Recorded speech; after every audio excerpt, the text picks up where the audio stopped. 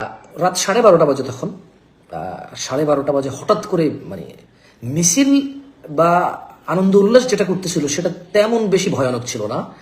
ভয়ানক ছিল হঠাৎ করে পাং পাং এভাবে বাঁশি বাজতেছিল। মানে বাসায় আমার আশপাশের বাসা থেকে বেশ কিছু বাচ্চাদের কান্নার সাউন্ড আসতেছিল। মানে যেমন আমি আপনাকে বলি, যারা আপনারা এখনো বাবা হন নাই বা মা হন নাই, একটা ছোট বাচ্চাকে যখন কেউ রাত 10টা 11টা 11:30 বাজে কষ্ট করে ঘুম পাড়ায়, ওই বাচ্চার মা কিন্তু সারাদিন থালাবাটি ধোয়া, রান্নাবান্না করা, বাচ্চাদের জামা কাপড় পরিষ্কার করা, স্কুল মাদ্রাসা যে যাচ্ছে তার স্কুল মাদ্রাসার টিফিন রেডি করা, হাজব্যান্ডের জন্য, নিজের পরিবার শ্বশুর শাশুড়ির জন্য নাস্তার ব্যবস্থা করা, অনেক ক্ষেত্রে অনেকে আরও অনেক বেশি কষ্ট করে।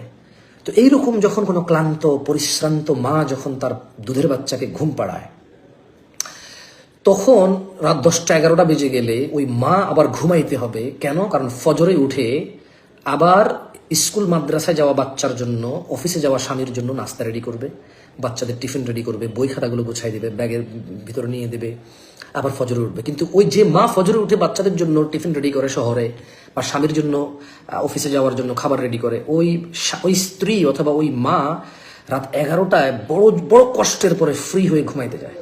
তো যখন তার ঘুম ভাঙে বা তার বাচ্চার ঘুম ভেঙে যায়, তার ঘুম ভাঙলে তো ঘুমটা চলে আসবে, কিন্তু যখন তার বাচ্চার ঘুমটা ভাঙে, ওই বাচ্চা যখন ভয় পেয়ে ঘুম থেকে ওঠে, তখন এই বাচ্চা আবার ঘুমাইতে অনেক বেশি সময় নেয়, অনেক বেশি সময় নেয় বাচ্চা। এবং ওই বাচ্চা কান্নাকাটি করে বিরক্ত হয়। তখন ওই মায়ের যে কষ্ট বা ওই স্ত্রীর যে কষ্ট, এটা যে মা হয়েছে বা যার বাসায় ছোট বাচ্চা আছে, যার বাসায় ফ্যামিলি আছে, সে জানে এটার কষ্টটা। সো এটা যে কোনো বিষয়কে কেন্দ্র করে হোক, মানুষের প্রতি জুলুম অত্যাচার করা যাবে না। এখন বিষয়টা যে কেন্দ্রিক হবে, অবশ্যই যারা নিষেধ করবে তারা ওই কেন্দ্রিকই বলবে। কোনো একটা জুলম বা অত্যাচার যখন কোনো কিছু একটাকে কেন্দ্র করে হবে, তখন ওই জিনিসকে কেন্দ্র করেই মানুষজন নসিহা করবে, মানুষজন নিষেধ করবে। এইটা কোনো দেশের পক্ষ বিপক্ষ বলে গণ্য হবে না।